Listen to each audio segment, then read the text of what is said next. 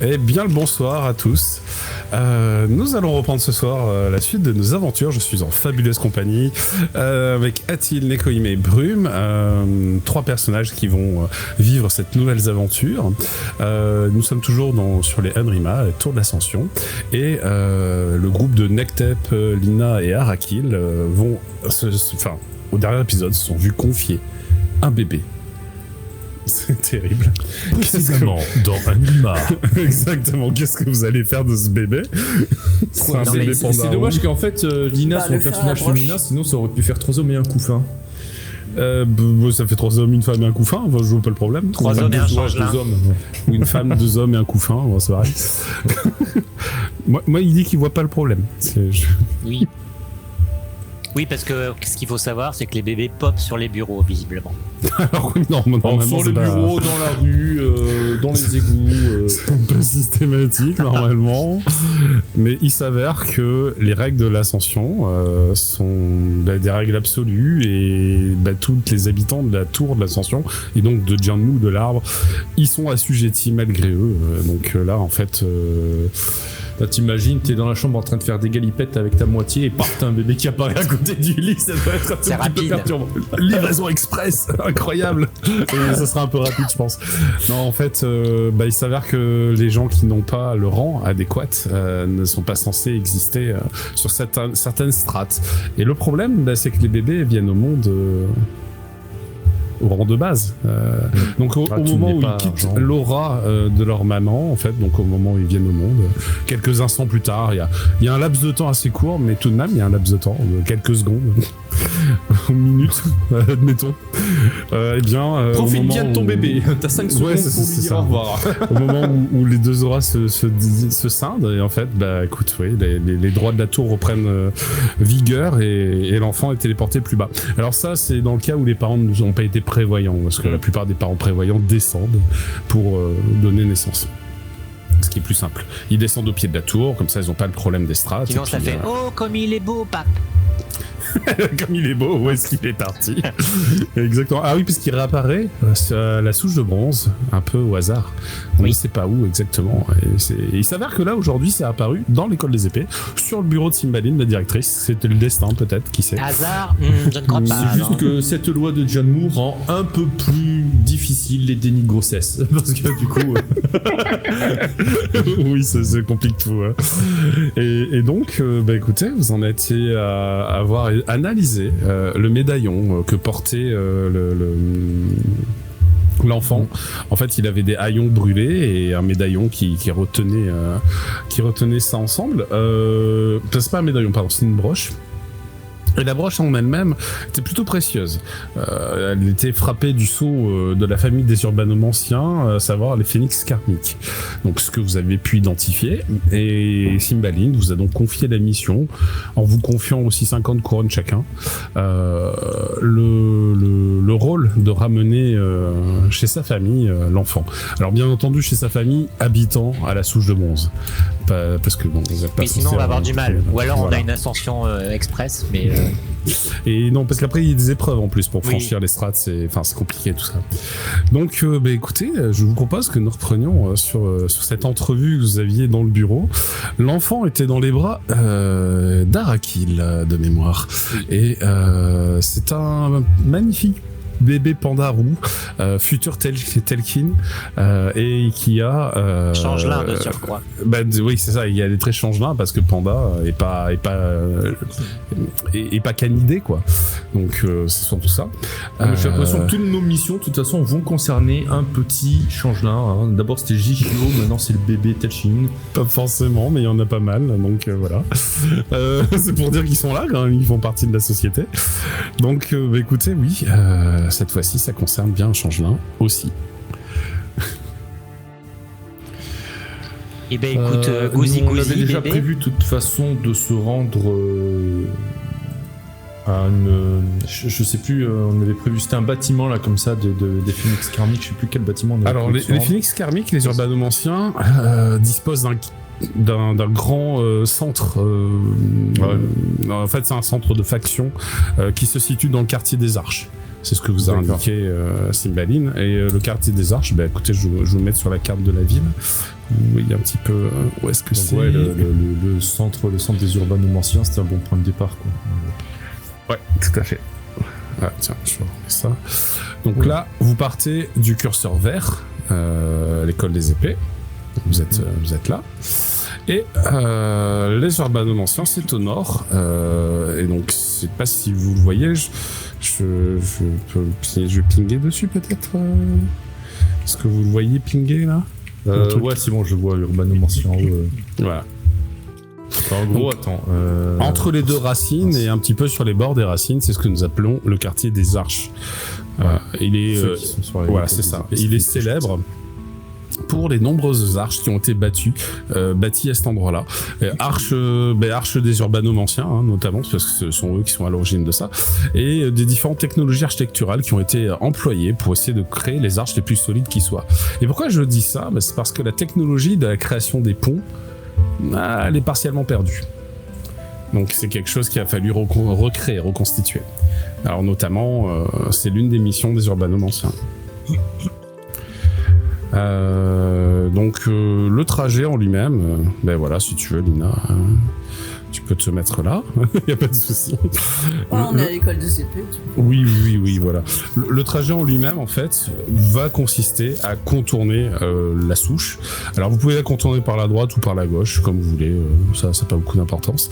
Mais il y a quand même un sacré trajet. Vous allez rester certainement sur les racines hautes afin de descendre dans le quartier des urbanomanciens quand vous y serez, en fait, ce qui sera beaucoup plus rapide. Galerie pour aller plus loin.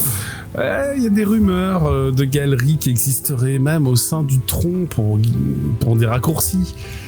Sauf que c'est vraiment pas très bien vu. Qui oserait abîmer Jianmu, l'arbre sacré qui vous protège? C'est un petit garçon, une petite fille, ce change-là. C'est une très bonne question. C'est un petit garçon. Un petit garçon. Oui, c'est un petit garçon. Voilà. Je propose qu'on passe par la gauche pour aller saluer le dojo des Pachan. Vous pouvez tout à fait faire cela, bien entendu. Pour voir ce qu'il est arrivé de. En même temps, c'est vrai que c'est un chemin que vous connaissez un peu. Après, ça fait un petit moment que vous n'êtes pas allé voir comment s'appelait Ira Tigre Mystique. Vous savez qu'elle devait entamer l'ascension. Vous savez pas trop où est-ce qu'elle en est là-dessus. Il est calme, le Pichou. Il est plutôt calme. Bon, alors vous l'avez noté, j'espère, mais Cymbaline vous a donné 50 couronnes en vous disant que ça servira aussi à payer éventuellement les frais de nourrice s'il faut nourrir l'enfant. Voilà, sur le trajet. Ah bah tiens, j'ai fait une petite chanson pour le calmer. Très bien.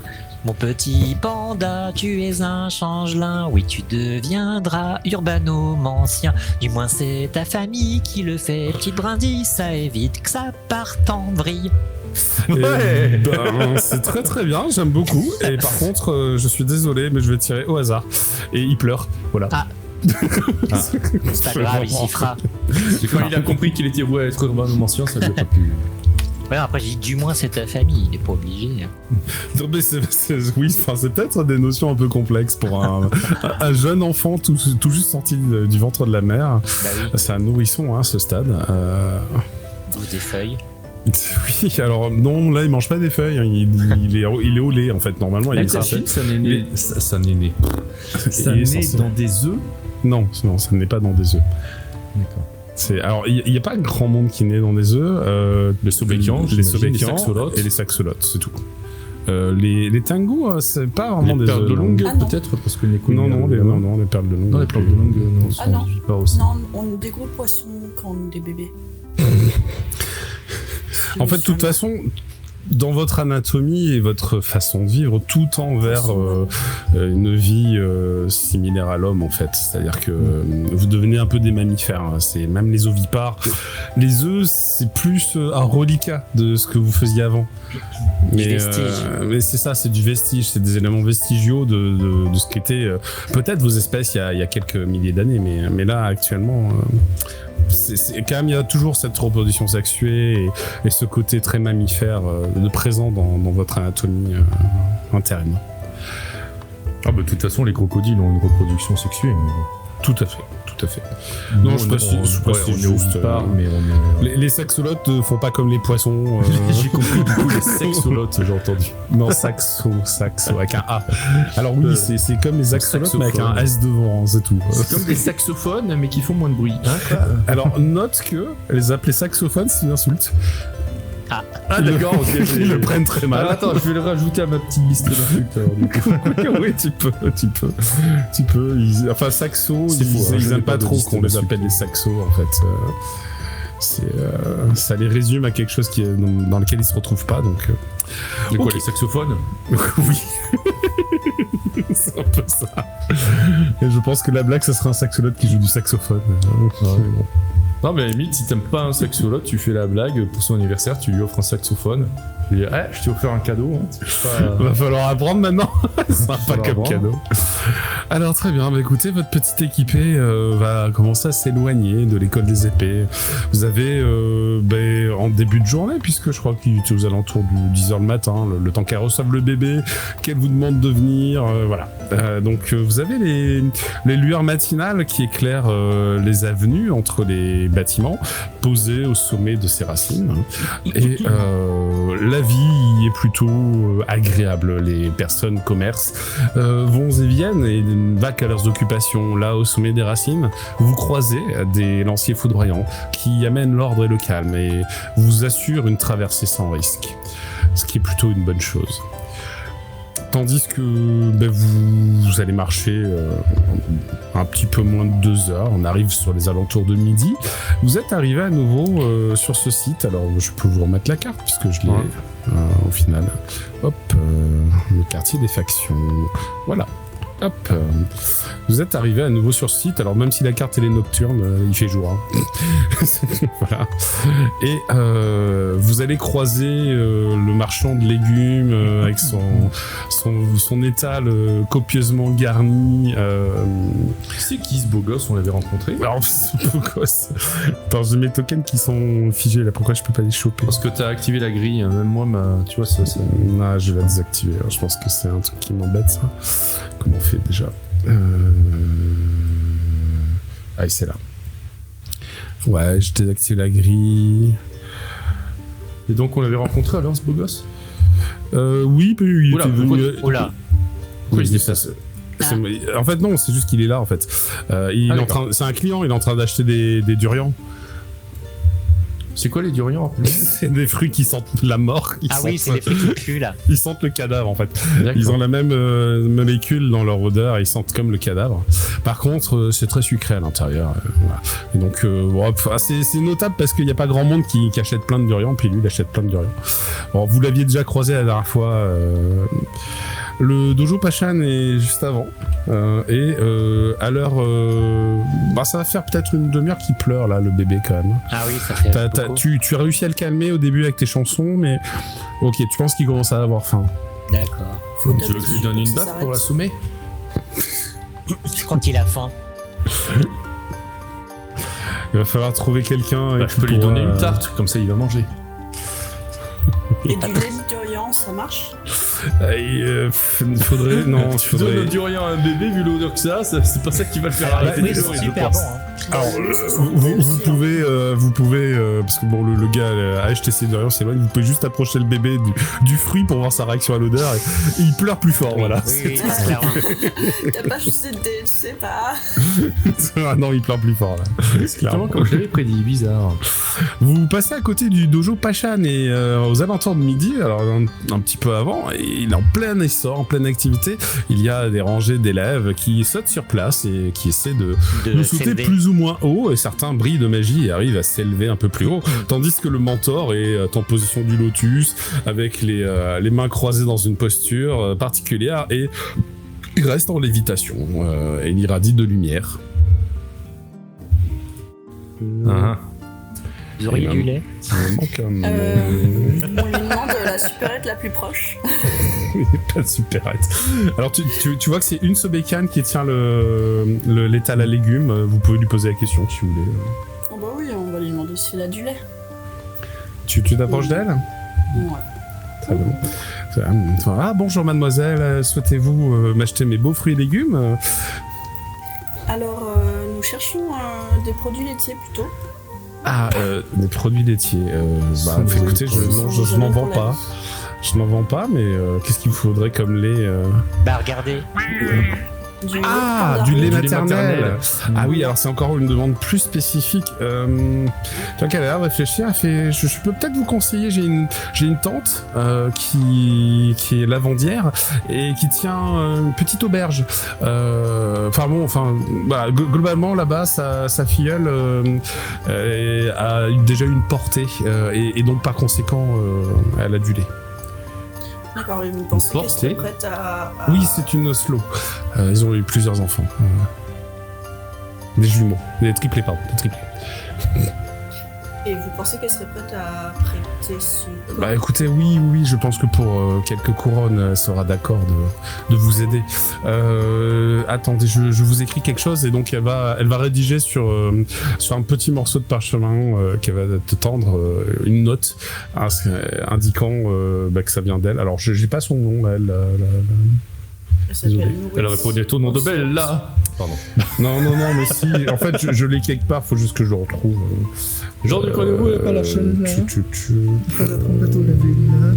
J'emmène cette fille-là. Moi je meuble pendant que Luna il cherche ses notes. Merci. Quand je la vois danser le soir, j'aimerais devenir la chaise sur elle s'appelle Madrice Génie des Racines. Oh, c'est joli. Voilà. Et elle vous invite à aller voir Alma, Génie des Racines. Voilà. Ok. Alma. Donc Alma, Génie des Racines, qui aurait du lait maternel parce que c'est elle qui a eu une portée, c'est ça? Non, c'est sa fille qui a eu une portée.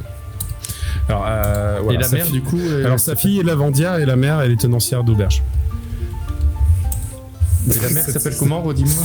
Elle s'appelle Alma. Non, là, ça, c'est la fille qui s'appelle Alma. Non, la fille, elle s'appelle May. T'as pas dit son nom, c'est tout. May, M-E-I? M-A-Y. D'accord, comme Tante May, ok.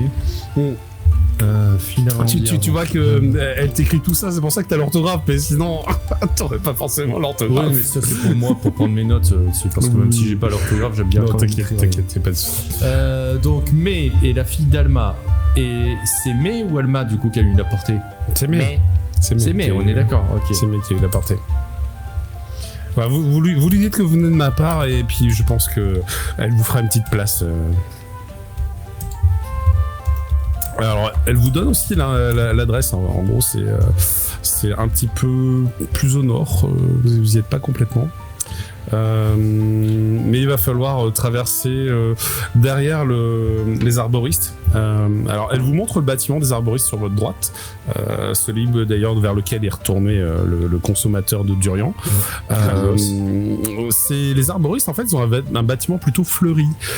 Vous les connaissez de réputation. Eux, ils prônent une philosophie qui consiste à dire que Jianmu, l'arbre, n'est pas mort. Il est la fossilisation de Jianmu qui arrive à certains endroits, c'est un fait, mais eux, ils font tout pour faire fleurir à nouveau Jianmu. Donc en fait, ils sont au contraire plutôt contre le fait de bâtir, de surbâtir en fait sur l'arbre. Ce que les urbano-manciens ont tendance à faire. Voilà. Ils ont donc, plutôt tendance à... C'est chez eux qu'on peut trouver des éco-terroristes, du coup. Peut-être, qui sait. En fait, du coup, eux, ce serait l'inverse. C'est-à-dire que pour eux, ce serait un sacrilège de manger des végétaux. Donc, le courant, on va dire, écolo, ce serait le carnivorisme, en fait. Non, ils mangent des végétaux, hein, ça c'est pas le problème. Par contre, ils vont essayer de... En fait, ils vont tout faire pour faire fleurir à nouveau Jianmu. Non, ils vont tout faire pour faire fleurir à nouveau Jianmu. Donc vous avez une fleur de Jianmu ici, elle n'est pas fleurie complètement, c'est-à-dire que le fruit est toujours fermé par les derniers pétales en fait qui brillent de cette aura puissante et qui irradie d'une lumière plutôt chaleureuse le quartier la nuit comme le jour. C'est ce qu'on appelle un temple de Jianmu techniquement. Et d'ailleurs, c'est important à le savoir parce que par rapport à une précédente aventure, c'est ce qui protège des vagues d'anathème. C'est parce que les gens y viennent et viennent prier Jianmu. En fait, on pense que c'est lié au phénomène de la croyance, au phénomène de la prière, en tout cas, envers les dieux. Donc voilà, le fait de Jianmu est considéré comme un dieu, hein. Donc il est prié comme le reste. On va. Donc là, elle va vous montrer le bâtiment des arboristes. Ouais. Elle vous. Ça serait Pardon. bien pour le temple quand même pour. Ouais. Si ça nous protège, faire une petite offrande d'encens ou de bougies. Ça vous pouvez. Vous avez juste à contourner le bâtiment des arboristes en fait et continuer un peu vers le nord et descendre après en bas de la racine. Vous vous trouverez dans le quartier des lanternes, tout en bas, l'auberge de Alma. Ok. Ça, dans cette direction, quoi, en gros. Pas exactement. Alors, oui, tu vas commencer par aller par là, et ensuite tu vas suivre les escaliers ici, là, tu vas tac, et puis hop, tu vas aller vers le nord, là, et après ça sort de la carte. Ok. Voilà.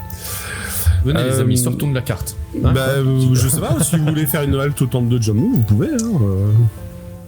Tu t'en rapproches, là Ouais, oui, c'est moi, vrai je vais faire une petite offrande. On y était et puis déjà ensuite, passé on l'autre pourra fois en aller plus. Tout à fait, et vous Allez, constatez on qu'il y a se toujours le bol à offrande. Vous pouvez y mettre ce que vous voulez. Alors, c'est libre, hein, les offrandes sont libres. On peut y mettre des couronnes, on peut y mettre des aliments. On peut y J'y mettre- mets le bébé. Des fois, des gens y mettent des bébés. C'est vu bizarrement par les autres quand même quand tu poses un bébé dedans. Mais bon, c'est vraiment un message pour dire bon, faudrait que quelqu'un s'en occupe et ça sera pas moi. C'est exactement l'idée. C'est un peu le. T'as tout à fait compris mon intention. C'est un peu le truc. Non, mais je sais pas, je peux faire peut-être. Vous constatez Un que petit comme vase ou un truc aux comme ça, alentours de fatigué. midi, les ventres sont affamés et il y a quelques personnes qui sont venues prier et manger au même endroit. C'est pas mal en fait. Ça fait des bancs, on peut se poser devant un joli fruit lumineux et puis bon, ils ouvrent leur petite boîte repas et ils mangent différentes choses. Vous avez en même temps une personne à l'entrée. Alors c'est pas celui-là là. Je sais pas pourquoi il était là celui-là. Remets-moi Et- le beau gosse. Je le remettrai plus tard le beau gosse. Ouais, Mais ils sont pas bons. Non, lui, parce que pour le coup, il mange des durians. Il y a une jeune personne à l'entrée, c'est une Oslo tigrée noire et blanche qui fait la promotion du fleurissement de Jianmu. Et bon, c'est le message en fait des arboristes. Vous savez que voilà, c'est normal en fait, ils font un peu de prosélytisme, comme le fait chaque faction. Peu plus au sud, là je vais vous mettre une flèche, que vous puissiez voir aussi, ce grand bâtiment là. Ouais. C'est Je vois pas la flèche. Tu vois pas la flèche? Je pense Ah, ça qu'on y est est. pas sur la Non, mais bonne, en fait, c'est que j'avais si, d'accord. zoomé sur la fleur et du coup, je voyais pas. D'accord, pardon. Ce grand bâtiment là, c'est le bâtiment des Sensas. Alors, les Sensas, ils ont un Sensas autre- comme sensationnel ou comme sensation. Ils ont un autre nom, alors je suis un trou. Yup. Ouais, je vais vous le retrouver. Oui, le parce nom. que je crois que c'était eux qui étaient vers la fleur l'autre fois et c'était pas ce nom-là que j'avais retenu. Non, mais c'est ça. Oui. Parce que je leur avais parlé d'ailleurs. Alors voilà, c'est la guilde des Shian, aussi appelée habituellement les Sensas, parce que en fait ils font la collection des sensations.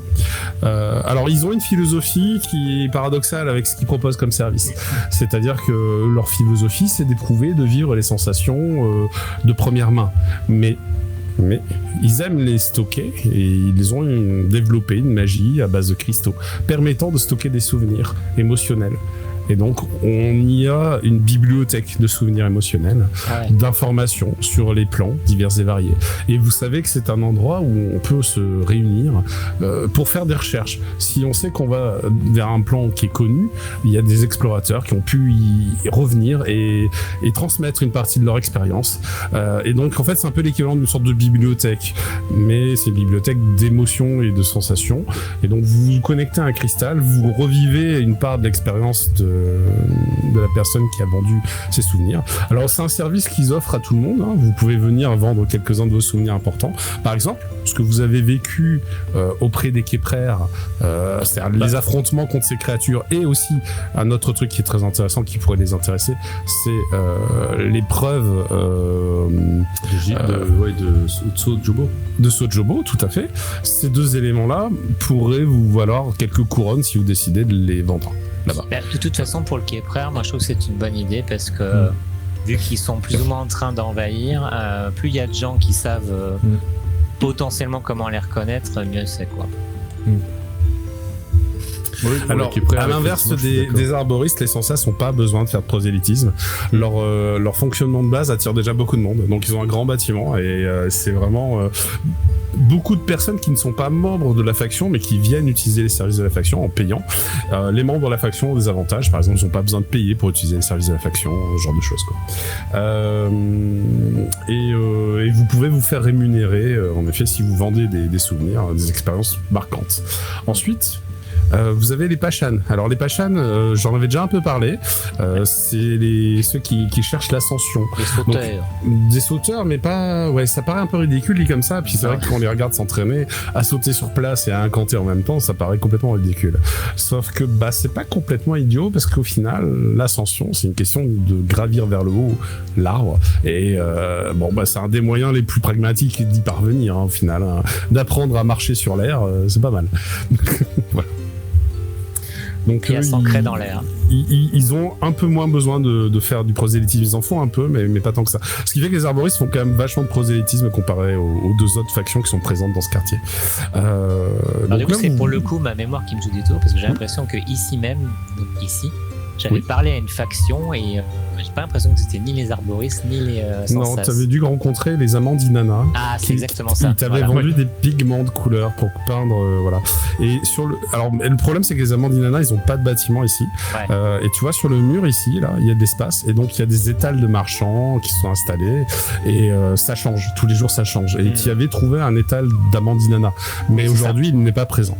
Aujourd'hui, il n'est pas présent. Tu constates que c'est un vendeur de tapis qui est là, et voilà, ça change tous les jours, quoi. Donc c'est variable. Par contre, derrière l'arbre ici, il y a une partie un peu fossilisée dans cette zone-là, et il a été sculpté et peint, et ça représente une magnifique fresque à base de dragons avec des envolées lyriques de formes d'arbres en fait, et de branches, de racines, avec des fleurs majestueuses qui prennent place au bout de celle-ci. Donc oui, c'est quand même plutôt esthétique, et c'est vrai que ça fait un bel environnement pour vendre des tapis ou autre chose. Voilà. Sinon, je suis assez d'accord avec l'idée d'Arakil. Moi, j'ai bien envie de vendre des souvenirs et des sensations concernant les Képrer. Ça peut aider. À l'heure où en tout cas vous vous présentez au temple de Jianmu, vous constatez qu'il n'y a pas d'officier, il n'y a pas de prêtre en train de faire une quelconque cérémonie. Les gens viennent, c'est libre. Il y a bien entendu un pot à offrande qui est là, mais vous pouvez mettre ce que vous voulez dedans. Cependant, les gens qui habitent dans le quartier ou qui travaillent dans le quartier en profitent pour venir s'y installer, manger, casser la graine à la lumière du fruit de l'immortalité. Moi, je vais d'abord faire une petite prière quand même à Jianmu, parce qu'on est mis dans ce fruit pour ça. Pour ça que je vais placer mon token là-bas. Je vais faire une prière à Jianmu, et peut-être que je lui laisserai... je sais pas si j'ai le temps de confectionner peut-être une petite poterie, peut-être la laisser en offrande. Tu peux, ça va te coûter un point de conception, c'est tout. Ouais. Allez, pour le RT. Très bien. Au nom du Saint Fluff, comme dirait Devin King. Mais pas de souci.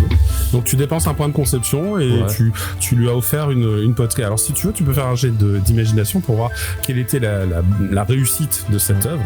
Tu parles de poterie, mais c'est peut-être pas une poterie, c'est peut-être de la céramique. Voilà. Est-ce que mon rang d'influence compte ou pas? Non, c'est pour ça. Mais là t'as 7, c'est bien 7. Hein. T'as fait quelque chose de plutôt bien. C'est plutôt beau. Qu'est-ce que c'est censé représenter? La moyenne c'est à 6, hein, c'est ça? Oui. Ok. Et en fait, je vais essayer de faire une petite fresque dessus en représentant justement En représentant un Képrère, parce que là c'est un petit peu ce qu'on a sous les yeux, mais du coup un Képrère qui se fait vaincre par un anathème, qui est pris dans un anathème et tout ça, et un truc un peu... Un dessin, ça va être un peu, je pense que ça va être un peu à la libre interprétation de chacun, parce que ça va être super chaud de représenter ça. Tu mets des héros dessus, tu mets des héros qui se battent contre ces créatures, parce que là, c'est deux éléments négatifs que t'as mis ensemble, qui se battent ensemble. Mais bon. Un héros à tout hasard qui a une apparence un peu crocodilienne et qui donne un coup de pied à un Képrère pour le pousser dans l'anathème, par exemple. Ok, c'est pas mal. Ça me va. Ça me va. Les gens feront pas le lien direct, hein, mais je pense que c'est une offrande qui vaut tout à fait le coup. Est-ce que les autres sont prêts à faire une offrande? En fait, il y a pas mal de gens qui sont assis là, qui sont en train de déjeuner. Oui, c'est ça. Et du coup, je vais utiliser mon nouveau violon, mais non pas pour attaquer. Mais vraiment pour faire une mélodie en essayant de m'harmoniser le plus possible avec... alors sans aller là, hein, mais m'harmoniser le plus possible avec le fruit. D'accord. Et finalement, c'est une offrande aux gens qui sont là, mais donc en même temps à la communion, quoi. Donc tu fais ouais, moi ça me va, c'est tout à fait acceptable. Donc tu vas me faire un test d'imagination pour voir la qualité. Et je dépense un point de conception aussi. De ta musique. Oui, tu fais une œuvre, même si elle est tout à fait... C'est très réussi. Les gens t'applaudissent une fois que tu as terminé. C'est vraiment très apprécié. J'applaudis aussi. Ça change de la lyre. Lina? Moi, je vais faire une offrande d'encens. Tu as posé des encens? Tu as de l'encens sur toi? Non, mais tu vas en acheter? En acheter au temple, non? Ils ont pas de commerce. Ce temple-là n'a pas de commerce. Comme tu peux le voir, c'est une grosse fleur avec des gros pétales sur lesquels on a mis des bancs. Il n'y a pas vraiment de pétales. Je vais aller acheter des fruits à la marchande qui est à côté. Très bien, tu retournes voir la Sobécane. Tu lui achètes un lot de fruits. Est-ce que tu prends des durians? Mais tu vois qu'il n'y en a plus beaucoup. Non, pas des durians. Je veux des fruits qui sentent bon. Des fruits qui sentent bon, ça marche. Donc tu prends une collection de fruits. Pour combien de couronnes en fait? C'est toi qui vois. Ça vaut combien? Ça vaut combien? Alors si tu voudrais que tous tes camarades et toi puissiez manger des fruits sur toute la journée, ça coûterait une couronne, quoi. Donc tu vois, c'est pas cher. Je vais mettre une couronne. Très bien, tu mets une couronne. Et très bien, donc tu vas poser ton sac de fruits dans le bassin à offrande. Et puis écoute, je pense que tu fais ta petite prière comme les autres.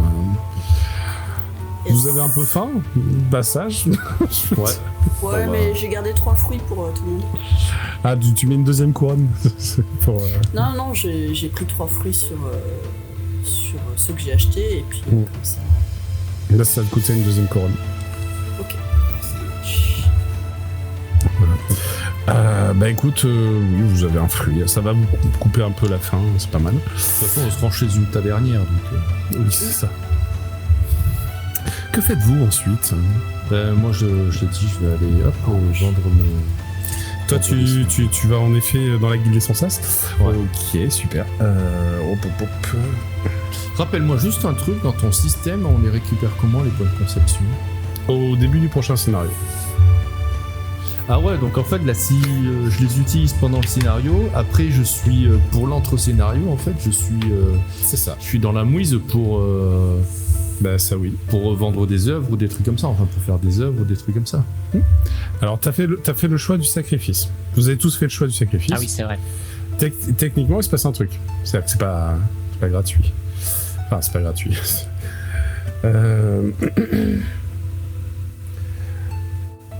Ça va vous permettre de gagner un point de chance.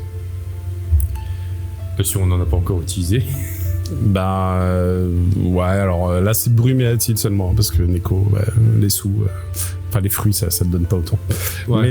Mais ça vous... Ou alors j'en ai un temporaire du coup en plus. Ouais, je vais dire ça parce que vous en êtes vraiment au début de l'intrigue, donc allez, on va dire que vous en avez un gratuit pour le scénario. Ok, d'accord. Un gratuit pour le scénario. Ouais. Et voilà. Putain, j'avais oublié que j'avais marqué ça. Sur ma fiche, tu sais, dans séquelles et trauma, j'ai marqué départ de Diana. Et regarde, elle est là, on la voit, elle est là. Ah, il y a son token qui traîne, c'est ça. Et il est où son token? Allez, tiens, hop, dégage. Elle est plus là. Maintenant, je peux le mettre. Voilà. Elle est plus là. Très bien. Bon, bah écoute, toi, tu rentres dans un bâtiment animé. Tu vas croiser Telkin avec une tête de Rottweiler, mais plutôt souriant, qui porte un costard, une sorte de costume. Voilà, 3 pièces, et ses mains écailleuses te tendent un flyer avec marqué dessus voulez-vous rejoindre les Sans-Sas T'emballe pas. Alors, poliment, en fait, je lui. En fait, tu constates que son travail, c'est de donner des flyers aux gens, donc il t'en donne un, c'est tout. Enfin, et puis, il en donne à tout le monde, et il fait pas le laïus. D'accord, ok, bon, je prends, et puis je le pose sur une table négligemment. Il y en a plein. Il y en a plein qui ont fait comme toi. Hein. Il y en a plein qui ont fait comme toi. Voilà. Là où je vois déjà un petit tas de flyers, je rajoute le mien. Et puis voilà. Mais d'ailleurs, c'est là où il se renfourne. Tu vois, il récupère des flyers. Du coup, il va récupérer les flyers qu'il a. C'est pour ça que je le jette pas ni rien. Ça sert à rien. Ce serait du gaspillage. Je le pose comme ça, il le récupère et le donnera à quelqu'un. Alors, il y a un petit alius commercial dessus. Il y a marqué la chose suivante. Pour ceux qui voudraient le lire. Est-ce que vous voulez le lire d'ailleurs? Oui. D'accord. Moi, peut-être que je t'ai décrit le truc, j'ai même pas pris la peine. Quand j'ai vu le début que c'était un truc de rejoigner les machins, ben oui, j'ai posé. Il y a marqué le seul véritable moyen d'appréhender correctement l'ascension, c'est de la vivre. Les expériences ont de la valeur que si elles sont directement éprouvées. La description d'une plante ne fait pas le poids face à la comparaison du vrai parfum de la fleur de lotus fraîchement cueillie sur les rives du Tartare. Les choses n'existent réellement que parce qu'on les a vécues. Tout l'univers que la tour nous met à disposition, tous ces univers sont autant de sensations à découvrir et d'indices permettant de gravir les strates. Et par l'accumulation de ces vécus, une vision d'ensemble omnipotente est possible. Ainsi, Dame Jianmu pourra guérir et l'anathème disparaître. Rejoignez-nous. T'as dit Dame Jianmu, en fait, c'est une Dame Jianmu? Oui, c'est une déesse. C'est une dame, c'est une tout déesse. à fait. Okay. On l'appelle dame ou déesse. Enfin, c'est très beau. Merci. Et donc, ben voilà. Bon, après, derrière, il y a des commerciaux plus classiques qui sont derrière des comptoirs arrondis, qui proposent des services. Bah moi, alors, c'est plutôt eux que je vais voir, du coup. Oui, ok, très bien. Mais là, tu constates que c'est un Tengu. Je lui donne un flyer. Tenez, vous avez entendu parler des Sans-Sas? Elle fait, oh, moi, je suis déjà membre, vous savez. Il te lève les pattes. Mais je suis déjà membre. Mais écoutez, vous voulez utiliser nos services? Nous avons une grande variété de cristaux, beaucoup d'expériences à vivre et éprouver. Pour quelques couronnes, vous pourrez vivre des nouvelles aventures. Je voudrais surtout savoir, parce que je crois que c'est possible chez vous, comment vendre un service. Vous avez des souvenirs à vendre, c'est cela? Oui, nous avons des extracteurs pour cela, c'est très bien. Écoutez, je vais vous diriger vers notre responsable et si vous voulez bien patienter, donc tu vois qu'il va chercher quelqu'un.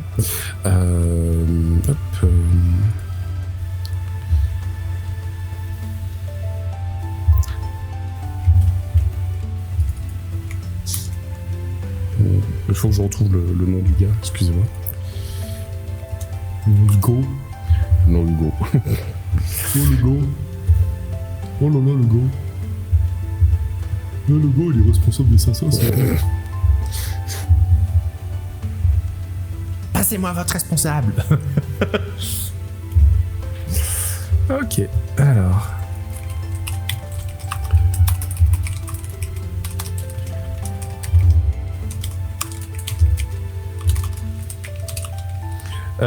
vous allez observer un être longiforme avec une queue de perles de longue tout à fait visible. Lina, tu reconnais un membre de ton espèce.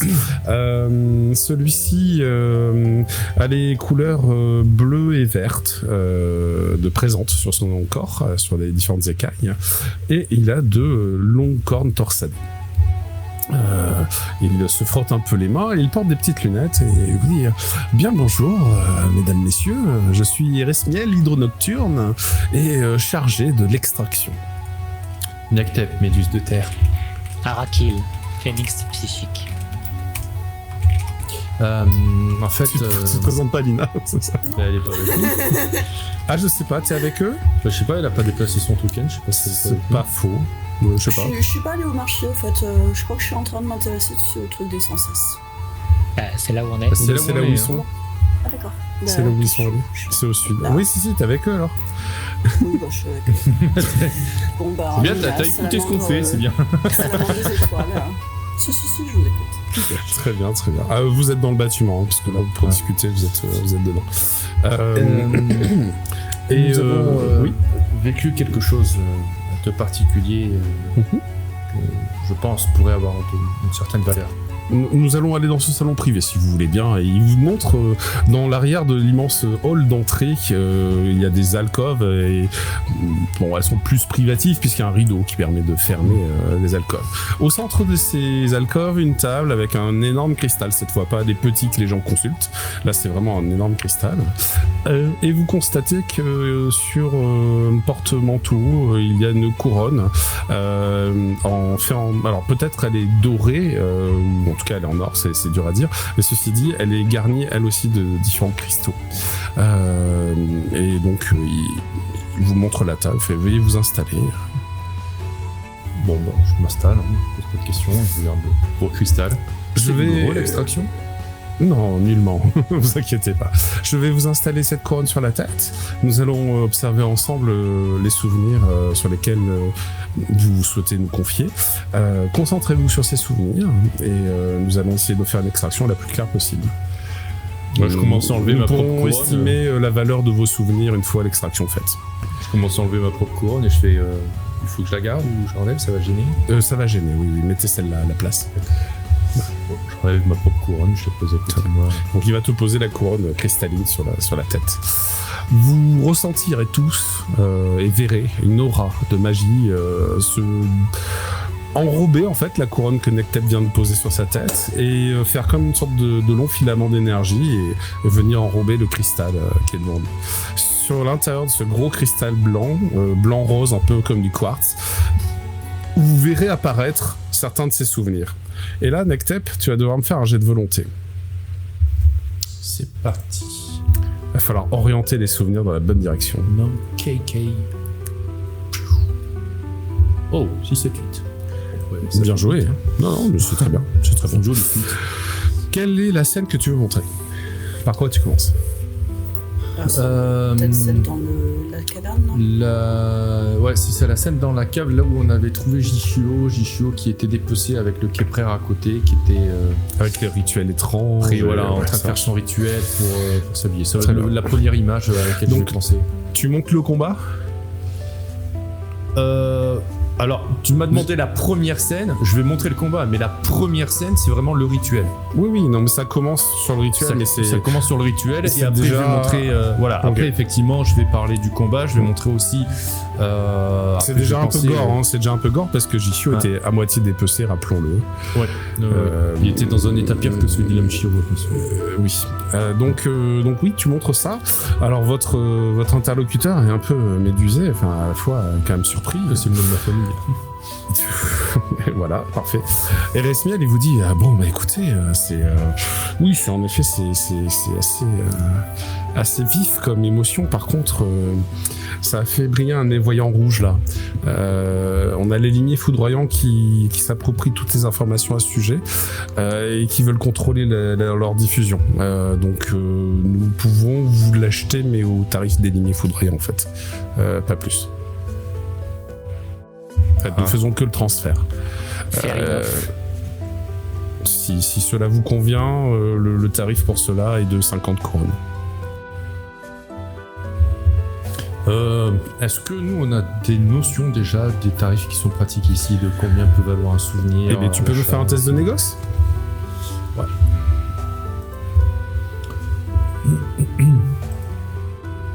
Oh là là, double 8, c'est juste... ok. C'est un bon tarif, 50 couronnes. C'est un peu au-dessus de ce que tu pensais. Tu penses que c'est parce qu'il y a les limites foudroyants qui rachètent le souvenir derrière, en fait. Et qui décident de centraliser l'information, mais tu comprends que c'est comme pour une enquête, que les informations, ils cherchent pas à effrayer non plus la population. Ils essaient de réguler les problèmes que ça pourrait occasionner de tout révéler d'un coup et à la fois de diffuser coup, quand même certaines informations. Alors il y a certaines achètent... informations qui sont diffusées, mais d'autres qui sont régulées. Et voilà. Et mais du coup, pour exercer ce contrôle, ils achètent plus cher du coup que la vraie valeur, j'imagine. C'est pour ça que je te dis que c'est un bon prix. Ouais. C'est un bon prix, ouais. Oui, c'est un bon prix. Okay. Tu penses que tu aurais pu le vendre 30, tu vois, pas plus. D'accord. Voilà. Ok, donc c'est déjà un bon prix. Okay. Ouais, c'est déjà un bon prix. Bon, bah ça me va, hein. Je vais. Bah, tu peux prendre tes 50 couronnes, très bien. Avez-vous un autre souvenir que vous souhaitez transmettre? Ça vient également là-dessus, mais notamment sur le fait que je baisse un peu la voix. J'ai pu pratiquement incarner une de ces choses et je peux avoir un souvenir qui montre à quel point elles normalement ne ressentent rien et à quel point ça peut leur faire mal de ressentir. Tu passes aussi à la couronne? Très bien. Bah là, vous échangez de place, il met une couronne sur ta tête. Donc, fais-moi le jet du coup. Oui. Fais-moi le jet de volonté, Arakil, pour mobiliser tes sensations. Oh. Donc là, nous avons... Alors, on pourrait faire 6 ou 5 et un petit lotus. Qu'est-ce que tu préfères? 5 et un petit lotus. 5 et un petit lotus. Alors, tes souvenirs sont un peu nébuleux et malheureusement, c'est lié au fait que tout ça, c'était mental. Il y a assez peu d'éléments concrets à matérialiser. Et donc, c'est plus des couleurs, des émotions, des paysages un peu abstraits qui vont s'afficher. Et bon, tu constates que Erasmia, elle est un peu embêtée. La qualité de vos souvenirs sont un petit peu limite. Écoutez, je vois que c'est rapport avec l'affaire, donc, mais je pourrais pas vous en fournir plus de 5 couronnes. Je suis désolé. Pas de souci. Néanmoins, ça a fait aussi sonner le bidule rouge. Donc, je donnerai au limite foudroyant. Voilà. Alors, moi, je peux vous proposer une sensation assez désagréable. Ah, bon, est-ce que vous avez déjà ressenti le fait d'être recouvert par un blob, un blob acide? Eh bien écoutez, nous avons des gens qui aiment ça, donc je pense que ça peut avoir de la valeur. Allez-y, montrez-nous cette expérience, et donc c'est à ton tour. Bizarre, mais c'est à ton tour, il y a des gens bizarres partout. C'est à ton tour de faire ton jet de volonté. Ne traitez pas les gens qui aiment les slimes de gens bizarres, je me suis dit. Alors c'est pas qui aiment, c'est là en fait tu te sens être digéré par un slime, c'est un peu particulier. Peut-être qu'ils ont besoin de revenir dans la ventre de leur mère. Oui, peut-être. Alors, tu fais ta volonté? Oui. Merci. Si c'est le cas de notre bébé, ça m'arrange, moi. Ok. Alors, c'est pas ouf. Non, j'ai pas de volonté. Non, c'est ça. Alors, vous constatez que Lina, elle a beaucoup de mal à matérialiser des images dans sa tête et c'est très flou. Par contre, vous ressentez la douleur et c'est tout. C'est juste la douleur. Et ça brûle, ça pique et ça fait ça en même temps. Mais sauf que c'est pas clair du tout ce qui se passe et tu vois qu'il se frotte les tempes. Je suis désolé, madame. Mais nous allons pas pouvoir acheter cela. C'est trop inexploitable comme souvenir. Dommage. Oui. Et alors c'est là que vous comprenez quelque chose, tous les trois, parce que c'est peut-être pas la première fois que vous le pratiquez, mais en tout cas c'est la première fois que vous en rendez vraiment compte. Et bien au final, c'est que oui, certes, c'est une bibliothèque de souvenirs, de mémoire, mais telle qu'on s'en souvient, et pas forcément telle que c'était. Donc ça peut signifier que c'est un peu biaisé c'est le principe d'un souvenir. Exactement. Souvenir, c'est pas la réalité. Hein. Et d'ailleurs, c'est bien le liaïus de l'affection, c'est aller vivre vous-même les grandes expériences. Et donc vous pourriez vous poser la question, mais pourquoi stocke-t-il alors tous ces souvenirs? Enfin, c'est un peu étrange. Voilà.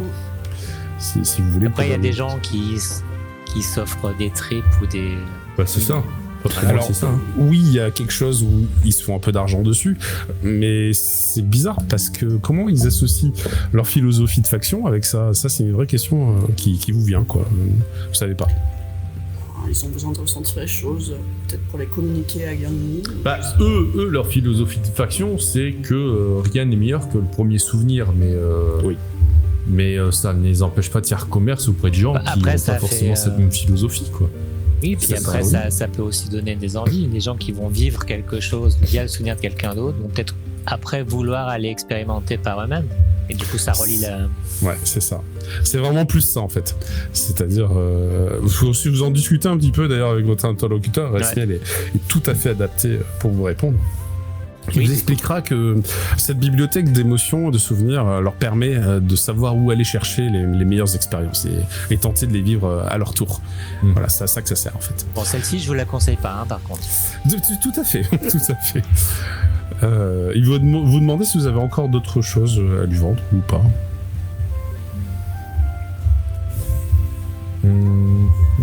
Donc il est disponible. Non, le stress d'avoir Jana qui raconte n'importe quoi devant le parrain de la mafia. Est-ce que tu crois pas que ça te poserait des problèmes avec le parrain de la mafia? peu, je crois. Qu'est-ce qu'il en saurait que j'aurais vendu ce souvenir? Ceci dit, il y a un bébé qui pleure. Qui a faim. Oui, il a faim, le Pichou. C'est ça. Très bien. Que faites-vous? Et bah du coup, on va aller... Le souvenir, tu m'y avais fait penser tout à l'heure. Je vais aussi vendre le souvenir par contre de mon passage. Non, en plus non, je ne vais pas le vendre celui-là. Non, disponible. Très bien. Moi j'y ai pensé et en fait je me suis dit non, je vais pas le vendre. Mais il y a des choses qui peuvent être suffisamment précieuses pour pas être vendues au grand public comme ça, quoi. Oui, tout à fait. La lavandière. Donc vous allez suivre les différents escaliers qui vous permettent de circuler entre les strates et puis descendre un petit peu entre les racines. Je vous remets sur la carte de la ville. Hop. Donc. Et en fait, je vais déplacer le curseur de Nina qui sert de curseur. Donc, globalement, vous allez aller ici. On voulait pas prendre des nouvelles de Kira, je sais plus quoi là, avant de partir. Si. Et vous essayez de pas aller. Après, vous voulez y retourner? Moi, j'avais toujours ça en tête. Enfin, c'était pas moi qui avais suggéré l'idée, mais je trouvais pas ça bête de prendre ces nouvelles. D'accord. Peut-être qu'on peut finir par ça d'abord avant de partir. C'est ok. Vous pouvez. Alors, elle se situe ici. Je vous mets une petite ligne.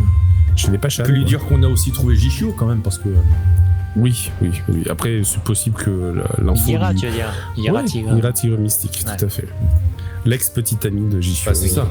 Elle avait quand même l'air inquiète à la base, donc. Oui, c'est pas parce que t'es une ex que voilà, t'es ça. inquiète quand même. Il y a des ex qui se quittent en très bon terme, mais voilà. Et bon, même s'ils sont peut-être pas quittés en excellent terme, ça n'empêche qu'ils se souhaitent pas le pire, en fait. Oui, voilà. C'est pas Jichio n'est pas devenu son ennemi non plus. Non, pas du tout. Elle doit garder un minimum d'affection quand même pour lui et se dire, enfin, quand on lui avait dit qu'il s'était foutu dans Tsaldra, elle avait quand même l'air inquiète et. Il a voulu avoir de ses nouvelles, donc ça peut être bien quand même. Je vous approche des Pachan, du coup? Ouais, ok. Ouais. Ok. Il y a tout ce beau monde qui est là. Ok. Et donc, en effet, à l'accueil, vous y retrouvez Ira, Tigre Mystique. C'est une perle de Lung, elle aussi, je crois bien, de mémoire, je ne sais plus. Oui, c'est un changelin. Mais c'est un changelin, elle avait des petites... oreilles spéciales. Un trou. Perle de Lung changelin, voilà, c'est ça. J'ai un trou. Je l'ai noté, Perle de Lung changelin.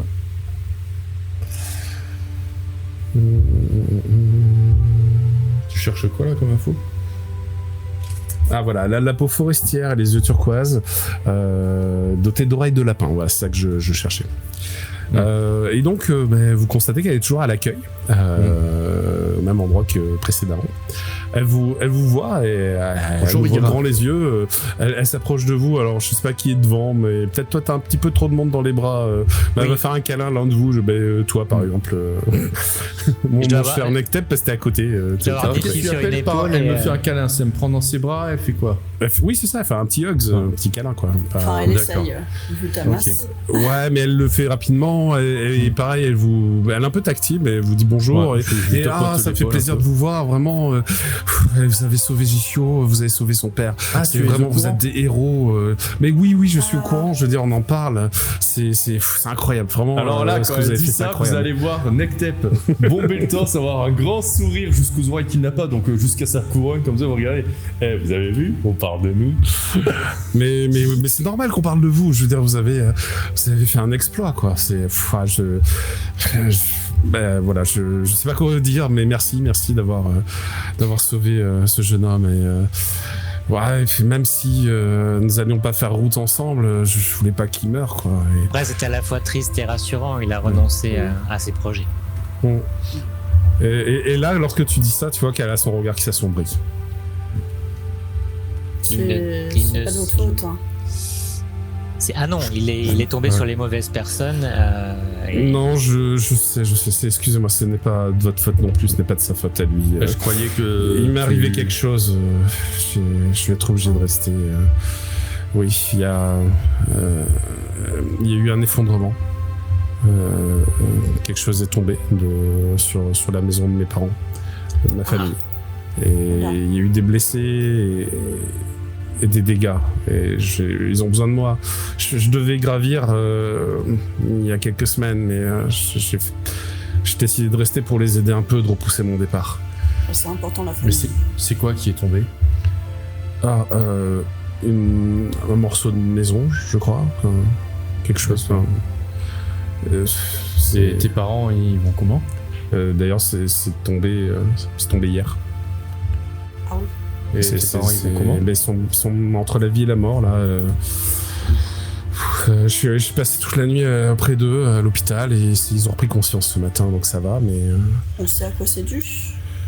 J'ai entendu dire qu'il y avait eu un attentat. Un attentat? Ouais, des gens complètement fous ont fait exploser quelque chose, ça a détruit des bâtiments et il y a des morceaux, des débris qui sont tombés. L'un des débris est tombé sur ma maison. Question à HRP. Comment se colportent les nouvelles? Est-ce que il y a des crieurs publics? Est-ce qu'il y a BFM TV? Enfin, tu sais, je sais pas. Il existe plusieurs moyens. Déjà, les moyens classiques médiévaux existent. Il y a en effet des crieurs. Il y a aussi le bouche à oreille qui est très efficace. Les gens savent lire et écrire, c'est relativement dans la norme, donc les affiches, ça marche plutôt bien. Mais dès qu'on a un peu les moyens, on peut faire des affiches illusoires qui parlent, on peut faire même mieux que ça, on peut faire des écrans tridimensionnels avec des hologrammes qui parlent et voire interactifs et en temps réel. Okay, mais ils savent faire jusque ce stade-là s'ils veulent, hein. Mais ça coûte très très cher. Et ça arrive que sur des places publiques, parfois t'es des représentants du conseil qui est au sommet de la tour, qui apparaissent d'un coup sous forme d'hologramme et qui annoncent les directives, les grandes nouvelles, les événements, ce genre de choses. Donc c'est pas vraiment la télé, mais voilà. Le système des journaux, alors le problème c'est qu'il n'y a pas l'imprimerie, donc pour le coup les journaux, c'est pas encore trop ça, quoi. Ils savent faire avec une presse l'équivalent de polycopie, en fait, de copies de choses qui ont été manuscrites, mais de l'imprimerie avec des caractères pour faire des sorties en grand nombre d'exemplaires. Un mec qui distribuait des tracts quand même. Donc, mais ils étaient faits à la main.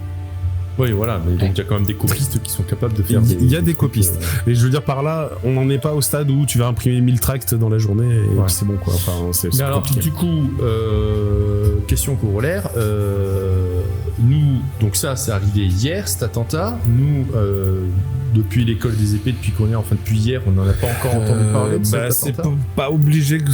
Alors si ça a eu lieu en effet sur les strates supérieures, c'est pas obligé que vous soyez passé face à l'information. Il faut aller chercher l'information. Et en effet, si vous allez à des endroits où ça concentre un peu ce genre d'informations, vous aurez plus de données, quoi. Vous pourriez compléter. Mais à l'école des épées, par exemple, ils ont pas justement. Ils ont un centre d'information à l'école des épées. Parce qu'on aurait pu en entendre parler à l'école des épées, tout simplement. Tout à fait. Encore aurait-il fallu que vous y restiez, parce que là, vous étiez chez vos familles, vous y êtes allé parce que vous avez été convoqué, quoi, c'est tout. Ouais. D'accord. Okay. Donc c'est ça. Vous y avez pas passé la nuit, donc. Okay. Mais encore faut-il, tu vois, prendre le temps et faire l'effort d'aller dans la salle dédiée où il peut y avoir ce genre de... Donc là, on l'apprend de la bouche de Lyra, quoi. Okay. C'est ça, qu'il y a eu visiblement un attentat terroriste et que ça a fait beaucoup de morts. Ok. Bon, ça fait des morts. Alors, elle-même, elle vous dit que ça n'a pas fait de morts dans sa famille, mais des blessés. Sa maison, par contre, elle est dévastée. Il n'y a plus de maison. C'est plus qu'une ruine. Et elle est bien embêtée. Elle est bien embêtée parce que elle travaille là en fait au départ pour avoir assez de fonds pour se payer l'ascension et un équipement qui va avec, mais là elle va devoir redistribuer tout ça, quoi. Donc c'est un peu compliqué. Et c'est pour ça que pour toi. C'est pour ça que son regard s'est assombri en fait. Et il fait merci Nectep. Je suis affligé de ce qui arrive à ma famille, mais ce n'était pas prévu. Je prierai pour toi et pour ta famille. Mais au final, nous nous en sortons bien. Des voisins à nous sont morts. Ils ont des débris qui sont tombés sur leur maison et ça les a tués.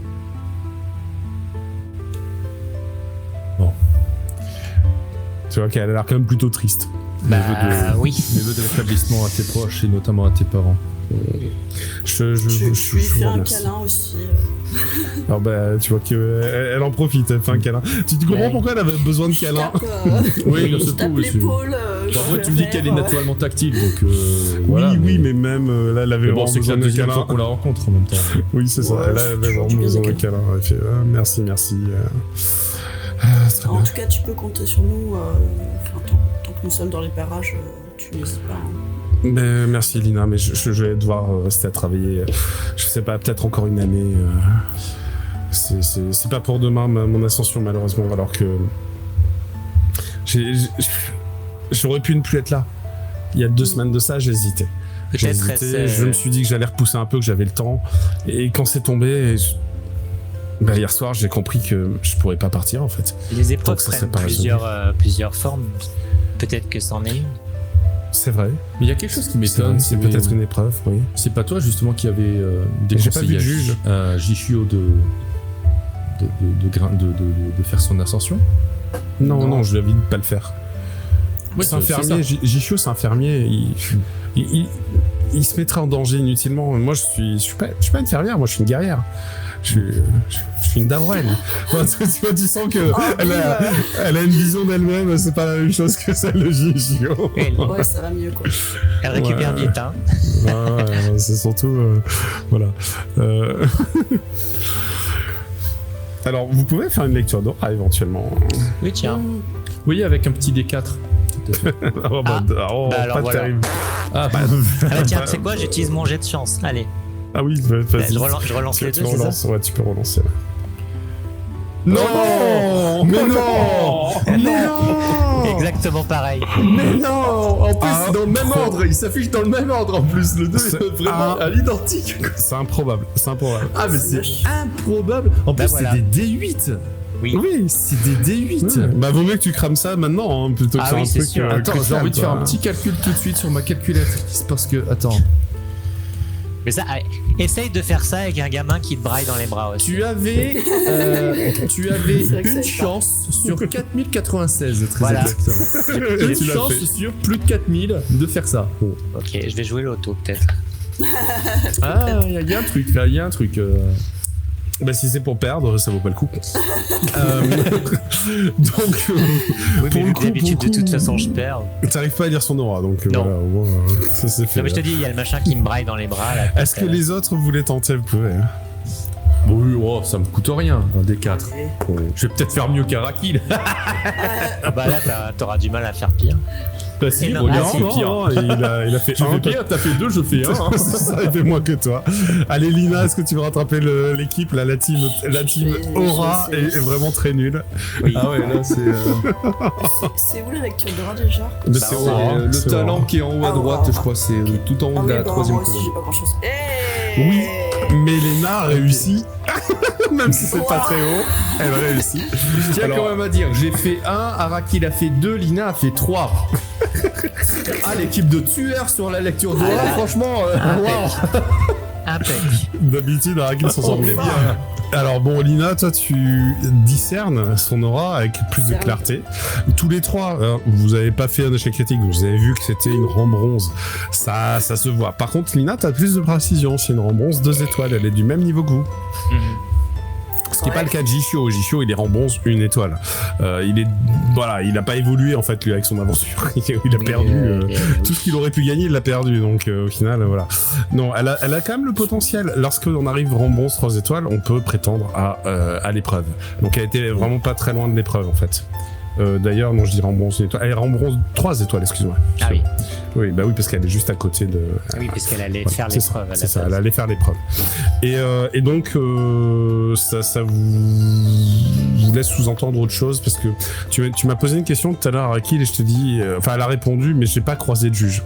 Et alors, ça, vous savez ce que ça veut dire. Oui. Faut que je l'explique, mais vous savez ce que ça veut dire. C'est-à-dire que.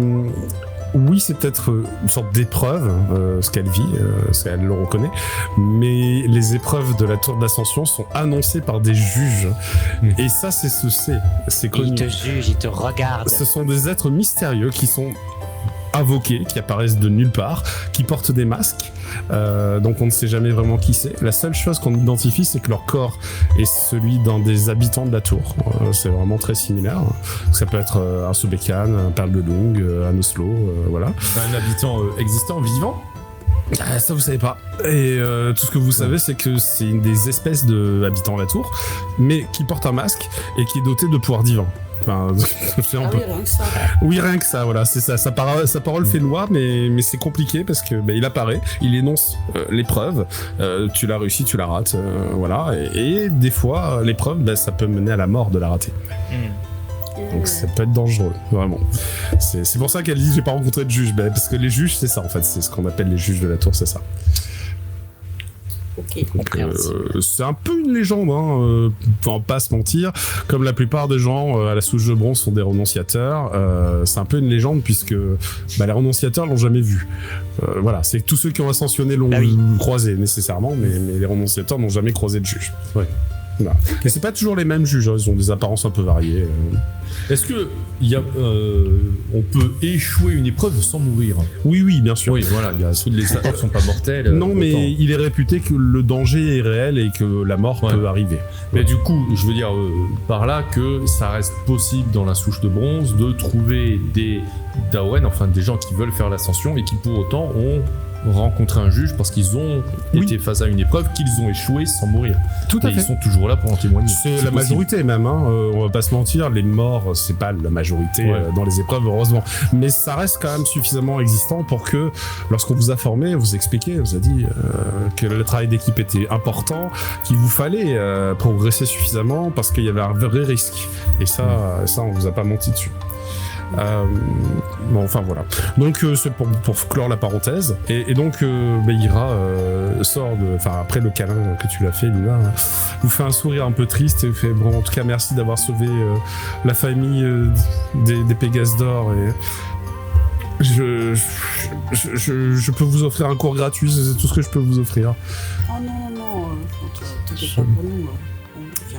T'as suffisamment de travail, je crois. D'accord, mais merci. Moi je regarde mes camarades d'un air un peu déçu parce qu'un cours martial, moi j'aurais jamais été contre. Oui, clairement.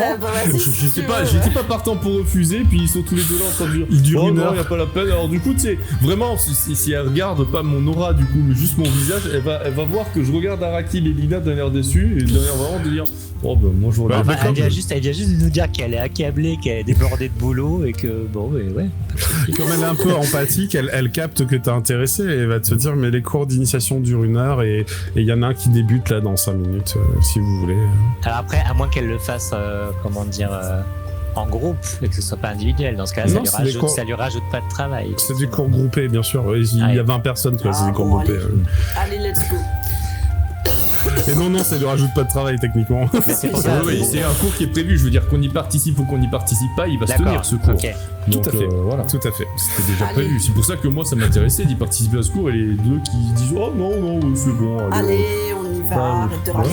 Ok. Alors vous allez tous dans la cour. Du coup, maintenant vous y allez vous aussi avec moi, quoi. Donc. Ouais, parce que sinon tu vas ronchonner toute la journée. Ouais, mais tu peux y aller sans que vous participiez. Il faut juste que vous trouviez. Si, je veux pas que tu ronchonnes. Maman, je veux pas que tu ronchonnes. Tu fais quoi du bébé? Parce que toi, tu peux pas faire le cours. Il va participer au cours. Non, mais tu peux pas faire le cours et avoir le bébé dans les bras. Je vais voir la nourrice. Moi, je vais chez la nourrice. Toi, tu vas chez la nourrice, ça marche. Elle est pas très loin, donc ça va, donc c'est jouable.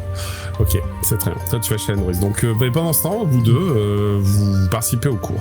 Alors, elle prend la place du méditant, qui était l'enseignant. Elle le salue vraiment très respectueux, comme on saluerait un sensei. Celui-ci dit rompez, les élèves repartent vers leur casier, récupèrent leurs effets personnels, et vous avez compris que le cours du maître est terminé, et que là, en fait, vous avez tout un tas de nouveaux, des curieux comme vous, qui sont en train d'arriver, et qui sont un petit peu au hasard perdus au milieu de la cour centrale du bâtiment.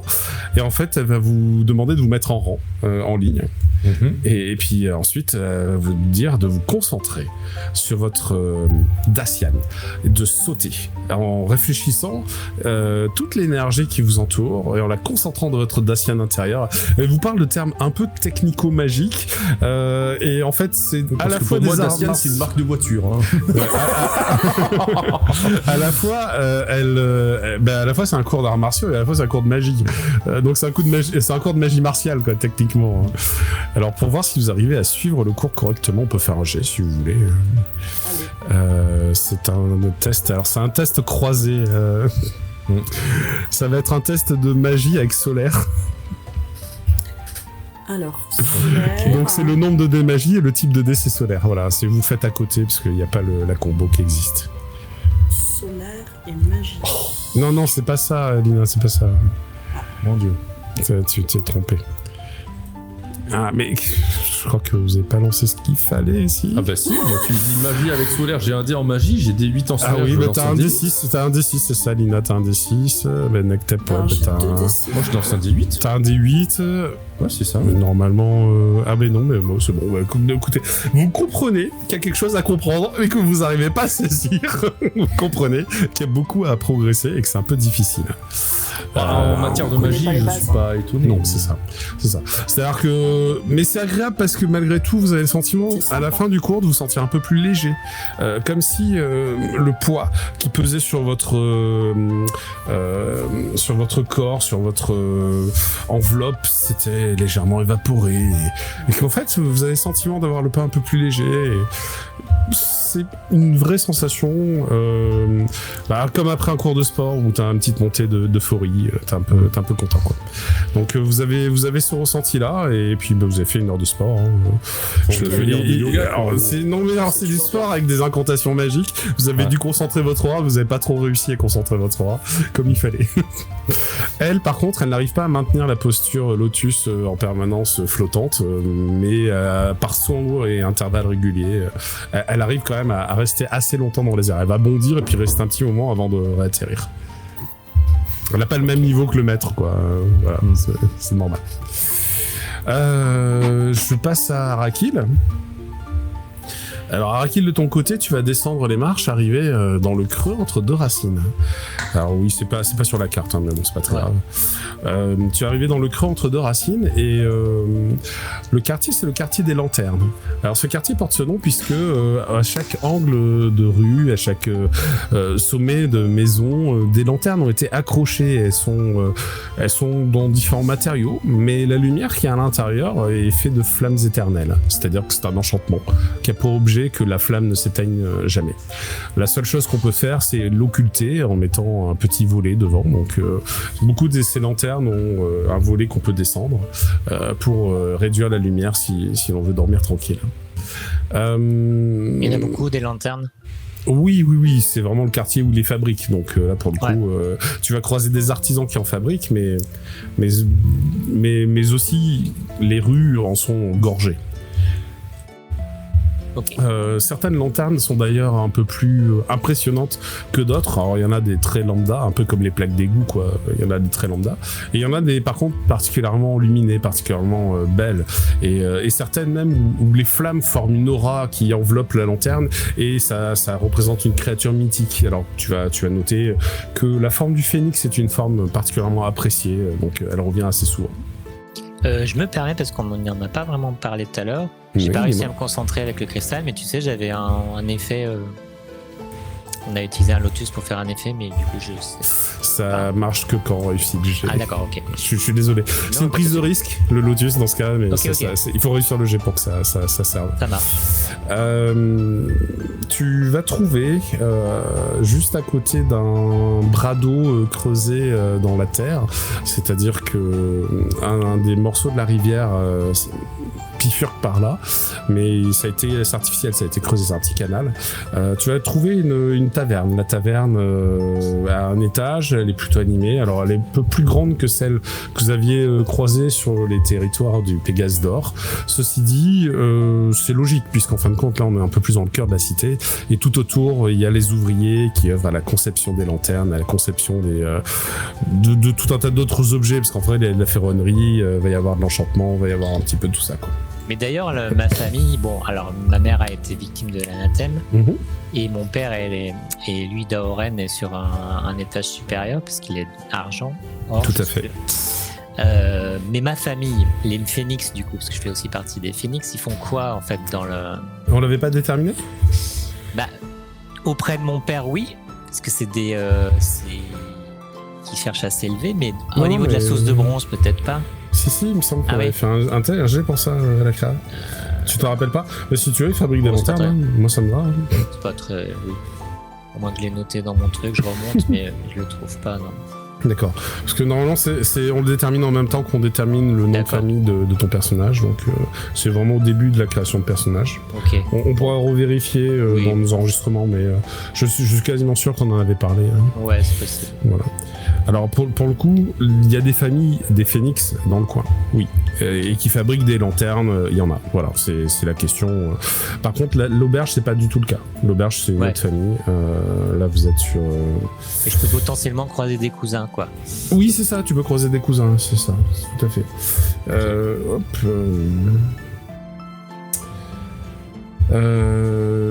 Alma Génie de Racine est une Oslo, un peu âgée, avec une fourrure rousse avec des tigrures blanches.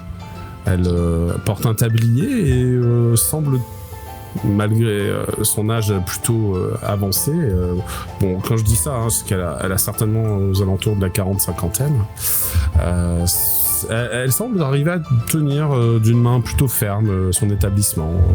Elle a bien entendu... Elle est alerte. C'est ça, elle a des serveurs qui œuvrent sous ses ordres et ils sont capables de faire dans les 200 couverts, ce qui est plutôt conséquent. Ouais, c'est plutôt conséquent.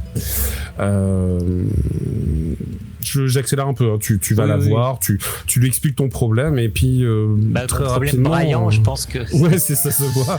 Très rapidement, tu vois que son visage s'adoucit lorsqu'elle voit l'enfant et elle dit « Ah oui, ma fille a eu des enfants très récemment et je pense que nous pouvons faire un petit quelque chose, nous pourrons lui faire une petite place. Mais bon, est-ce que cela vous conviendrait 5 couronnes pour le service ?» Oui, c'est normal, le pauvre Très bien. Il a faim. Et nous allons aussi changer ses couches, le pauvre est en haillons. Nous allons changer ses langes. Notez que... Si vous permettez. Notez que je pense que sa famille est assez haut placée. Du coup, je lui montre quand même le médaillon qu'il a. D'accord. Bah écoute, je vais faire un test. Ah oui, c'est un 3. Et je donne 5 pièces, 5 couronnes. Tu vois que le médaillon a fait oui, en effet, ça me dit quelque chose, mais je sais pas trop lequel c'est, mais j'ai l'impression qu'il a de la valeur, oui. C'est le pauvre. Alors, peu importe pour le médaillon, gardez-le, mais le pauvre petit, il faut pas le laisser. Ah non, c'est un médaillon de protection. Dans ce linge. On lui remet, dès qu'il sera changé. Oui, très bien. Elle va aller à l'étage, elle t'invite à l'accompagner, dans une des chambres qui, en fait, une partie de la maisonnée habite à l'étage, en fait, parce qu'ils ont des chambres qui louent et des chambres qui sont pour eux. Et tu vas rencontrer May, Génie des Racines, et elle aussi, une Oslo rousse à tirure blanche, mais plus jeune, avec 3 petits Oslo roux à tirure blanche qui têtent ses mamelles. Et c'est plutôt, la scène est plutôt mignonne.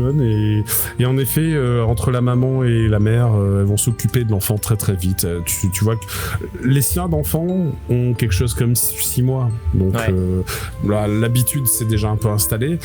Et pour 5 couronnes, elles vont changer les langes pour des langes neuves et propres, parce que là, t'avais des haillons brûlés. Et d'ailleurs, ils allaient pas tarder à être salis. Oui, j'imagine. Pour le coup, t'as des haillons propres. Elle va t'en donner une deuxième jeu aussi. Enfin, des langes propres. Elle te donnait un deuxième jeu de langes pour le changer. Est-ce qu'elle fait la crasse propre ? Il aura fait ses besoins. Et puis, une fois qu'il est nourri, l'enfant s'endort. Comment ferons-nous par la suite ? Car bien entendu, nous allons essayer de trouver sa famille, mais cela peut prendre du temps. Je vais vous donner un peu de lait, mais il se gardera pas longtemps. Donc, oui. Voilà, ça vous en aurez pour ce soir. Ok. Donc elle va te donner un petit peu de lait, mais on va pas faire mieux. Pour les autres enfants, on va pas y passer voilà, pour que les autres puissent jouer. Mais les autres enfants, s'ils s'endorment pas tout de suite, je vais profiter de mon nouveau cristal esprit pour faire fascination et lueur, tu sais, pour faire des lueurs. Ça marche très bien et tu arrives à les distraire. Tu te débrouilles pour leur faire un petit spectacle son et lumière. Et la famille est plutôt contente. Et donc elle te donne en plus, tu vois, sans négocier plus d'argent, en fait, elle va te donner un peu plus que prévu. Plus de lait, plus de lange. Voilà. Tu as même droit à un repas sur place si tu veux. Bah ouais, pourquoi pas. Hein. Bon, au total, ça coûte 5 couronnes. Voilà. Oui, j'ai donné. Voilà. 1 heure plus tard, tu es de retour devant le dojo Pachan et tu vois que tes 2 amis sont un peu en sueur. Il est endormi, alors du moins il braille plus. Non, il braille plus, il dort. Ouais, il s'est pas réveillé. Alors, ça a donné quoi? Bon, on est nuls. C'était intéressant. Comment ça, on est sympa comme entraînement. On est nuls. Comment ça, on est nuls? Bah, on est nuls, on n'a pas décollé d'un seul centimètre. Ah bah ça va pas se faire en une fois. On apprend des choses, c'est tout. Oui, c'était intéressant. La magie, ça a jamais été Bon, mon je me fort, sens mais je trouve bien. que, voilà, pour quelqu'un qui pratique pas la magie, j'ai été vachement performant. Vous avez un vieux Tengu un peu noueux qui passe pas loin de vous. Il a suivi de loin votre cours, mais lui, il était dans le cours des avancées. Et il vous dit il faut sauter avec plus de détermination. Et puis il s'en va. Je saute sur place. Ouais. Et tu vois qu'un passant s'esclaffe en te voyant sauter sur place. Juste un air circonspect sur le visage, un air de dire, mais qu'est-ce qu'il veut l'emplumer là? Je le dis pas à voix haute, mais j'en pense pas moins. La gênance. Oui. Genre Lina qui saute sur place comme ça. Non, mais c'était pendant le cours qu'il fallait faire ça. Oui, non, mais apparemment, elle a encore de l'énergie à revendre. Hein. Elle est super en forme. Elle s'est épuisée, mais elle va plus dormir que le bébé, je crois, pendant le. Vous avez encore de la marche à faire avant d'arriver à bon port. Donc, y a Lina, encore je te porte pas, je te préviens. Oh, ça va. Bon, elles ont été très, très sympas et l'ont permis de Ah oui, de t'as ramené changer. des choses, je Ouais, vois. j'ai un petit peu de quoi tenir, mais bon, il va quand même falloir essayer de trouver sa famille. vous constatez que le lange a été changé, mais c'est toujours la même broche. Bon, bah super, au moins il a l'air d'aller un peu mieux. Bon, Ouais, je suis content du qu'il coup, fasse un peu moins de bruit. Ouais, tu m'étonnes. On va vers les Urbano. L'ancien. Le quartier des Arches. Allez. Je crois qu'on a fait tout ce qu'on voulait faire ici, non? Alors, Pardon, hop, je vous remets sur la carte de la zone. Ah, vite fait, t'es pas obligé de rebasculer sur la carte, mais si je peux acheter un jouet, un hochet, n'importe quoi. Oui, pour une couronne, tu trouves un truc. Voilà. Tu vas tellement le pourrir gâter. Ah, ça va, le gamin, à peine inné, il pop sur un bureau, il a tu rien. vas plus facilement trouver. Alors, d'ailleurs, sous les conseils de la lavandière et de sa mère, tu vas plutôt acheter un doudou. Ouais. Quelque chose en tissu, genre une poupée de chiffon, ou enfin, quelque chose d'un peu mou sur lequel il va pas se faire mal, Oui. plutôt que quelque chose d'un peu dur. Donc voilà. Mais très bien. Il s'est blotti contre puis il dort dessus. Hein. Donc pour le coup, ça va. Vous allez aller en direction du nord et une fois que vous avancez au travers des maisonnées et gravir certaines des plus hautes des racines de l'arbre, vous discernez en contrebas, entre 2 grandes racines, le quartier urbano-mancien.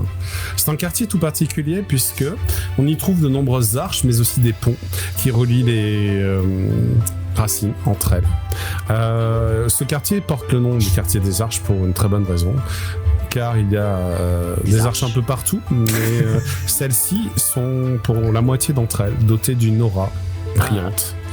Et ça, vous savez ce que ça veut dire. Ça veut dire que elles peuvent s'activer et devenir des portails. À condition qu'on ait un truc sur nous, mais n'importe quoi peut devenir un truc en question. Condition que vous ayez la clé du portail. Alors les clés sont référencées dans certains lieux, notamment chez les Sans-Sas. Mais pour le coup, voilà. De là-haut... La clé, c'est un bébé. Ah merde. Ça peut être une clé, ça peut, vous savez pas.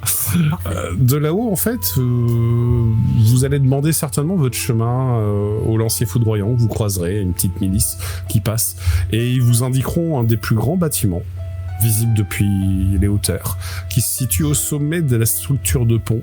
On y parvient en traversant quelques arches automatiquement, c'est un peu obligé, mais vous pouvez choisir un chemin où il y a le moins d'arches possible, parce que vous avez toujours ce risque un peu surprenant, un peu étrange. Que faites-vous ? Alors quand je parle d'un grand bâtiment, pardon, oui, c'est sein d'une enceinte avec en son centre plusieurs bâtiments. Vous comprenez que c'est encore plus grand que les maisonnées de faction que vous avez pu voir avant. Là, on est sur le quartier général de la faction. Et d'ailleurs, c'est une faction qui construit des bâtiments, donc automatiquement, ils en ont un plus beau que les autres, plus grandiose et plus impressionnant. Les toits de là-haut, comme vous pouvez l'observer, sont des toits à la japonaise, donc avec vraiment le côté un petit peu arrondi, je sais pas comment on dit ça en culot. Et des fois, des étages empilés les uns sur les autres qui forment des petites pagodes. Voilà. Eh bien, effectivement, on évite de passer sous trop d'arches, hein, même si c'est un peu compliqué dans le coin. Oui, ça paraît compliqué. D'ailleurs, du coin de l'œil, puisque vous êtes en hauteur, vous voyez un groupe traverser une arche qui se met à briller et il disparaît. Oui, bon, voilà. Trop bien. Après, peut-être qu'ils ont choisi, hein, vous savez pas. Bah, c'est le moment où moi je disais non, mais ça va, c'est sécurisé ici.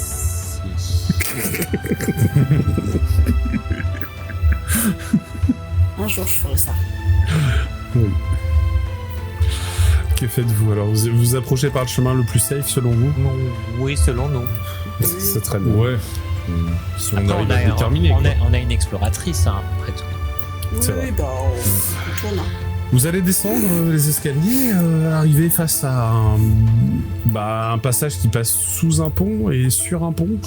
Vous avez le choix, vous pouvez passer par-dessus ou par-dessous le pont. Bah, par-dessus. On passe par-dessus. Ça me paraît plus safe Ouais. pour éviter de... Et en effet, en bas, il y avait un... pareil, il y a des liserés brillants. Ah oui, en dessous, Ouais, donc là, par-dessus, ouais, c'est bien. Ah, une bordel de Par-dessus, lumière. ouais, c'est bien. Alors vous savez que... Mais vous avez prouvé que vous étiez très bon. Vous savez qu'avec un test d'aura, vous pourriez déterminer des informations sur les portails. Hein. Voilà. Donc Voilà. on va passer dessus parce que faut pas passer passer. C'est très bien. Vous allez suivre une longue avenue et vous vous arrêtez devant une grande double porte. Il y a deux personnes qui montent la garde devant l'entrée. Ces personnes ne sont pas des lanciers foudroyants. L'un est un titan, assez grand, il fait bien ses 2,50 m. Quant à l'autre, c'est un Talkin avec une tête de chihuahua. Il est ridiculement petit à côté du titan qui a l'air énorme. Ah, mais les deux, Déjà, qu'est-ce que tu veux faire avec une tête de chihuahua, quoi ? les deux ont une hallebarde et ont une petite armure et un symbole de faction. Vous reconnaissez celui des urbanomanciens. Il y a des Telkin avec une tête de caniche. Oui. Visiblement. Oui, il y en a aussi. Il y a tous les chiens en termes de Telkin, donc oui, il y a tous les chiens. J'ai tellement envie d'être raciste avec les Telkin. Heureusement qu'ils ont un corps de poisson sur le reste du corps, parce que ça sauve Et l'honneur. je suis désolé, j'ai pas de visuel pour leur bâtiment. J'ai cherché, je n'ai pas trouvé, donc c'est pas grave. On va faire sans. Les deux croisent leur hallebarde lorsque vous arrivez et ils font halte là. Albarde là. Quand Lina essaie de faire des blagues, c'est... Tu vois que le Telkin Chihuahua se marre. Et C'est une révérence. Je fais un petit hochement de tête. Nous venons potentiellement essayer de trouver à qui appartient ce charmant jeune homme, puis donc j'y montre le BD. Bon, il reprend son sérieux, finalement, le Chihuahua, et il s'approche, il regarde, il dit mais c'est un Telkin. Mais oui, mais pas seulement. Regardez ce médaillon. c'est une Et broche. là, ses yeux s'écarquillent, ils font oh, Un médaillon du grand maître.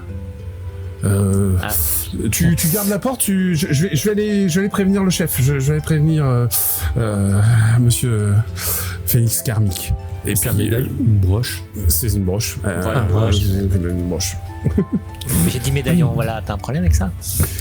Et puis Luna a confirmé que c'était un médaillon. Bah non, mais c'est surtout que c'est... Oui, bah, après, le gars a confirmé le mot que t'as employé. Quoi. C'est Voilà. juste qu'il sait pas, en fait.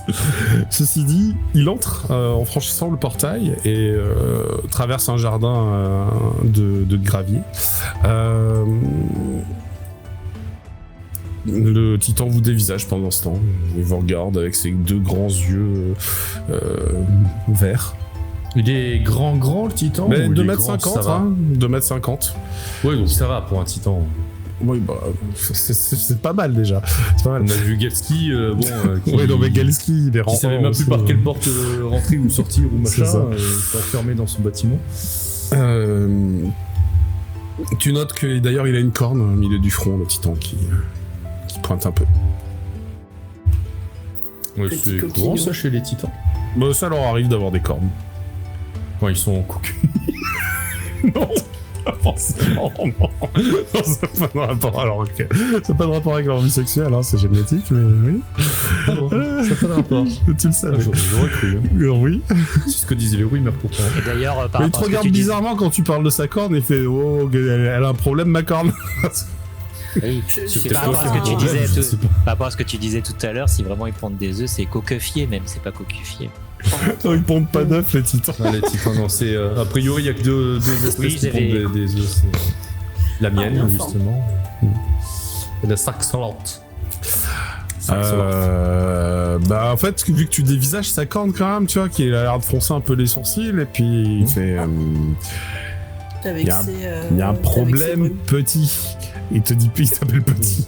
Mais bon, et puis honte toi. Ouais. Moi, je rigole derrière maman. Non, il n'y a pas de problème. C'est la première fois que je vois une corne chez un titan. Bah ça arrive. Tu l'avais depuis la naissance, cette corne ou... Bah, Elle est apparue, elle a grandi petit à petit. Au début, j'ai cru que c'était une tâche de naissance. Puis peu à peu, c'est devenu une corne. C'est marrant. D'accord. Mm. Ou devrais-je dire d'accord. Bah, vaut mieux en rire qu'en pleurer, hein. Bon, c'est très bien les cornes. Elles sont Ah toutes ouais, jolies, les et miennes. mi-géant, mi-licorne, c'est mignon.